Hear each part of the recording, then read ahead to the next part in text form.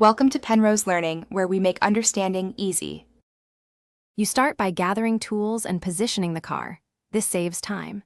You should pry a small access point at the top edge of the vent shade to locate the first clip. Use a panel puller to avoid scratching trim and a Phillips to remove any visible screws. Once done, gently ease the top toward you until the first clips disengage. You want controlled force so clips pop free instead of tearing the shade. You move methodically along the edge, releasing clips in sequence so the shade comes out evenly. If you encounter adhesive, apply low heat in short bursts to soften the glue, and then work a flat pry between shade and trim to separate them.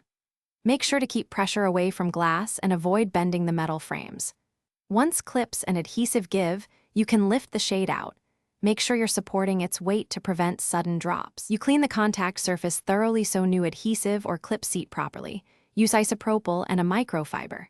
Next, test fit the shade to confirm clip alignment, then press firmly and evenly to snap each clip into place. Once installed, check operation and seal. If things go wrong, like a stubborn clip or warped frame, stop and assess. Replacing a broken clip with an OEM part is often the fix. If adhesive fails, reapply recommended automotive adhesive and allow cure time.